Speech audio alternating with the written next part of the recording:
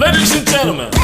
Hello everyone, welcome back to my YouTube video. और आज की वीडियो में हम बात करने वाले हैं डेटा फ्रेम क्या होता है और उसको क्रिएट कैसे करते हैं, कौन कौन से ऐसे तरीके हैं जिनका यूज करके हम डेटा फ्रेम को क्रिएट कर सकते हैं।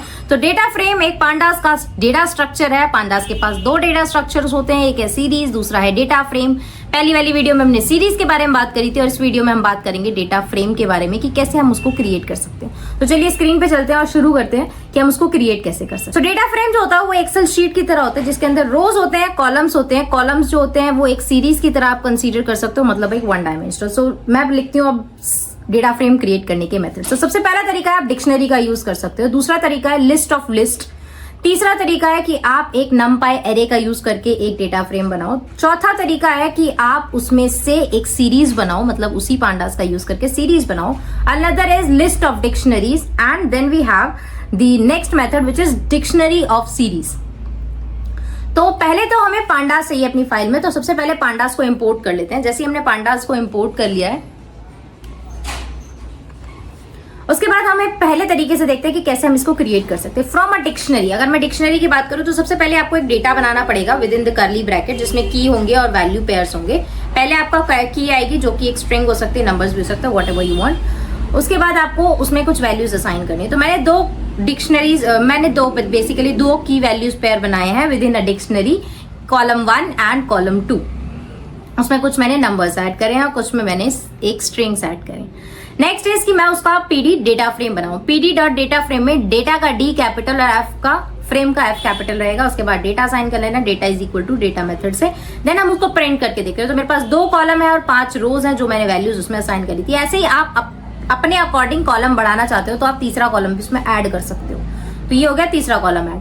दूसरा तरीका है कि आप लिस्ट ऑफ लिस्ट का यूज करके उसको कैसे कर सकते हो। लिस्ट ऑफ लिस्ट का मतलब एक लिस्ट के अंदर आपको मल्टीपल लिस्ट बनानी है। तो डेटा बनाना पड़ेगा, पहले डेटा अंडरस्कोर लिस्ट बना रही हूं मैं, जिसके अंदर मैंने एक बड़ी लिस्ट लिया, उसी के अंदर छोटी छोटी लिस्ट बनानी है मुझे। तो मैंने लिखा है 1A56, 2B and some number I am going to write 65 let's say, and then third one is 3, numeric string value I'm taking V, and then so I have 3 columns and 3 rows. So what we have to do over here is look at it carefully. I'm creating a data frame. I'm assigning data is equal to the data underscore list comma column. Now in this case you have to write down the column. Earlier the key was the column name, but अब इस case में क्या कर रहे हैं हम इस case में कॉलम के नाम को भी लिखेंगे। तो मतलब कॉलम का नाम आपको अलग से लिखना पड़ेगा, तो उसकी भी एक लिस्ट बनानी पड़ेगी। जब आप डेटा फ्रेम क्रिएट करोगे वहीं पे आपको उसकी लिस्ट बनानी है। तो मेरे पास 3 कॉलम हो गए। कॉलम नेम आप अपने अकॉर्डिंग रख सकते हो, मैंने बस कॉलम 1 2 3 लिखा है। अनदर मेथड इज कि आप एक नमपाई एरे का यूज करो। अगर आप पांडास सीख रहे हो तो नमपाई एक इंपॉर्टेंट लाइब्रेरी है।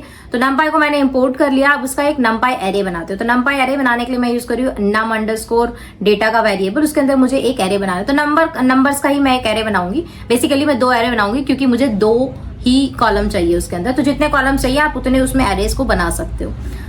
तो मैंने ये 2 एरे का कंप्लीट कर लिया। उसके बाद मुझे इसी का डेटा फ्रेम बनाना है। तो मैंने लिखा है पीडी डॉट डेटा फ्रेम। अब मैं इसमें एक वैल्यू मतलब वेरिएबल एक डाल देती हूँ इसके अंदर, नम ये डीएफ बना रही हूँ मैं। तो उसको मैंने डेटा अब मुझे डालना है, data is equal to num underscore data हो जाएगा इस केस में। उसके बाद भी आपको कॉलम नेम डालने पड़ेंगे क्योंकि इसके पास भी कोई कॉलम नेम नहीं है, आपको खुद से डालना पड़ेगा कॉलम नेम। तो मैंने लिखा है कॉलम्स इज इक्वल टू, अब लिस्ट के अंदर आपको कॉलम नेम डिफाइन कर देने हैं। सिंपली कॉलम 1 2 3 4 मैं लिख रही हूँ। अगर आपके पास कोई और डेटा है जो रियलिस्टिक डेटा है आप उस केस में रियलिस्टिक ही नाम रखेंगे। तो ये हो गए 3 तरीके डेटा फ्रेम क्रिएट करने के। इसके अंदर आप चेंज कर सकते हो। मेरे पास 4 कॉलम और 2 रोज हो गई। अब अगला तरीका है कि आप सीरीज 1 डायमेंशनल होता है, बट आप मल्टीपल सीरीज बना लोगे तो वो आपका 2 डायमेंशनल डेटा देगा। तो मैंने पहले सीरीज 1 बनाई है पीडी डॉट सीरीज मेथड से ही। उसके बाद मैंने कुछ नंबर्स डाले हैं इसके अंदर, 9 को रिमूव करके हमें ब्रैकेट लगाना है। Next is S2 which is another a series. मैंने इसको सीरीज बनाना है। उसके बाद मैंने इसमें कुछ स्ट्रिंग्स वैल्यूज रखी है जस्ट टू टेल यू कि आप मल्टीपल डेटा टाइप्स पे भी वर्क कर सकते हो। जो भी डेटा टाइप आपको जिस भी कॉलम में चाहिए आप उसके अकॉर्डिंग सीरीज को बना सकते हो सैंपल डाटा के लिए, और आप उस पर वर्क कर सकते हो। तो मैंने 5 वैल्यूज S1 में डाली थी, 5 ही वैल्यू मैंने S2 में डाली है। अब मुझे इसी का डेटा फ्रेम बनाना है, तो मुझे लिखना है पीडी डॉट डेटा फ्रेम। अब इस केस में क्या होगा, आप इसमें एक कर्ली ब्रैकेट यूज करोगे, मतलब आप डिक्शनरी का फॉर्मेट यूज करोगे। तो आपको लिखना है कॉलम, इसमें कॉलम क्या होगा, जो भी आप कॉलम का नाम देना चाहते हो वो आप लिखोगे। उसके बाद कॉलन लगाते हुए आपको लिखना है अपना सीरीज का नाम, मतलब S1 और S2 था तो मैंने वो लिखा है। उसके बाद मैं इसको प्रिंट करके दिखाती हूँ कि ये वर्क कर रहा है। सो कॉलम 1 और कॉलम 2 मैंने नाम रखा था उसका और मेरे पास वो आउटपुट आ गया। अनदर मेथड इज की लिस्ट ऑफ डिक्शनरीज, मतलब आप एक डिक्शनरी नहीं, आप मल्टीपल डिक्शनरीज यूज करो but with in a list. तो चलिए डाटा क्रिएट करते हैं पहले।